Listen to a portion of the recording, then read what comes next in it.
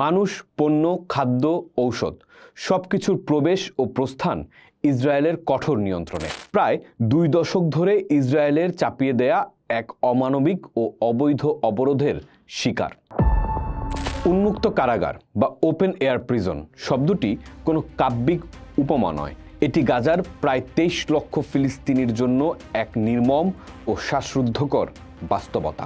গাজা উপত্যকা, যা পৃথিবীর সবচেয়ে ঘনবসতিপূর্ণ অঞ্চলগুলোর একটি, প্রায় 2 দশক ধরে ইসরায়েলের চাপিয়ে দেয়া এক অমানবিক ও অবৈধ অবরোধের শিকার।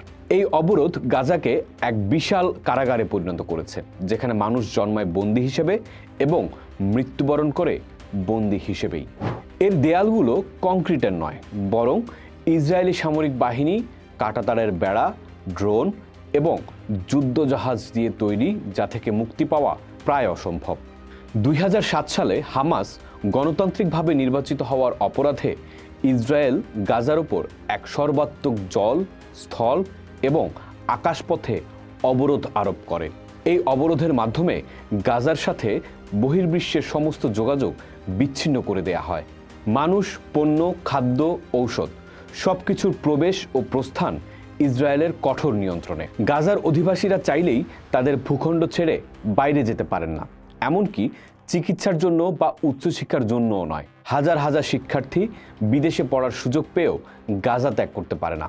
অসুস্থ রোগীরা উন্নত চিকিৎসার অভাবে মৃত্যুর কোলে ঢলে পড়ে, কারণ ইসরায়েল তাদের পশ্চিম তীর বা অন্য কোনো দেশের হাসপাতালে যাওয়ার অনুমতি দেয় না।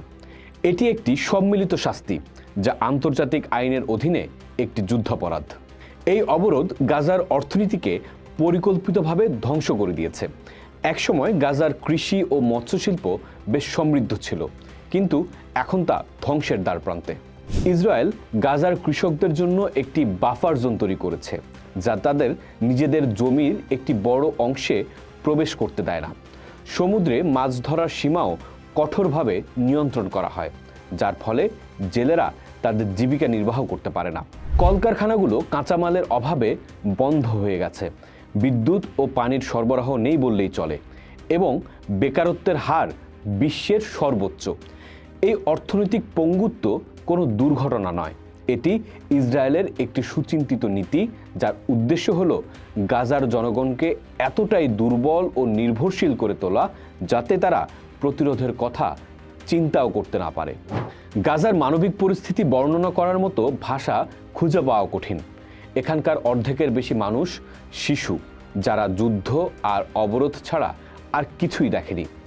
বিশুদ্ধ পানির অভাব, বিদ্যুতের তীব্র সংকট, পয়ঃনিষ্কাশন ব্যবস্থা ভেঙে পড়া এবং স্বাস্থ্য খাতের বিপর্যয় সব মিলিয়ে গাজার জীবন এক দুঃখের নামান্তর। হাসপাতালে প্রয়োজনীয় ঔষধ ও চিকিৎসা সরঞ্জামের তীব্র অভাব, শিশুরা অপুষ্টিতে ভুগছে এবং মানসিক ট্রমা বা আঘাতে জর্জরিত একটি পুরো প্রজন্ম বেড়ে উঠছে। এটি এক ধীরগতির গণহত্যা, যা বিশ্বের চোখের সামনে বছরের পর বছর ঘটে চলেছে, অথচ আন্তর্জাতিক সম্প্রদায় নির্লজ্জভাবে এক্ষেত্রে নীরব। এই অবরোধের পাশাপাশি গাজাবাসীকে নিয়মিত ইসরায়েলি সামরিক আগ্রাসনের শিকারও হতে হচ্ছে। গত 1.5 দশকে ইসরায়েল বেশ কয়েকবার গাজার উপর সর্বাত্মক যুদ্ধ চাপিয়ে দিয়েছে, যেখানে স্কুল, হাসপাতাল, শরণার্থী শিবির এবং আবাসিক ভবনগুলোকে নির্বিচারে লক্ষ্যবস্তু করা হয়েছে। হাজার হাজার বেসামরিক নাগরিক, বিশেষ করে নারী ও শিশুকে হত্যা করা হয়েছে। এই হামলাগুলো গাজার ভঙ্গুর অবকাঠামোকে পুরোপুরি ধ্বংস করে দিয়েছে এবং সেখানকার জনগণকে আরও গভীর হতাশায় ডুবিয়ে দিয়েছে। এটি এমন এক কারাগার যেখানে বন্দীদের কেবল আটকে রাখা হয় না, তাদের ওপর নিয়মিত মৃত্যুর পরোয়ানাও জারি করা হয়।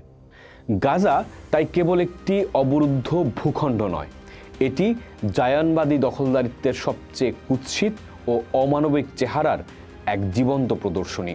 এটি এমন এক কারাগার যার বন্দীরা কোনো অপরাধ করেনি। তাদের একমাত্র অপরাধ তারা ফিলিস্তিনি এবং তারা নিজেদের মাতৃভূমিতে স্বাধীনভাবে বেঁচে থাকার স্বপ্ন দেখে। সত্য হলো, এই কারাগারের দেয়াল একদিন ভাঙবেই, কারণ ইতিহাসের শিক্ষা হলো কোনো কারাগারই চিরস্থায়ী নয় এবং মুক্তির আকাঙ্ক্ষাকে কোনো দেয়াল দিয়েই আটকে রাখা যায় না। পোস্ট দেখুন, ভাবুন, করুন, থাকুন পোস্টের সাথেই।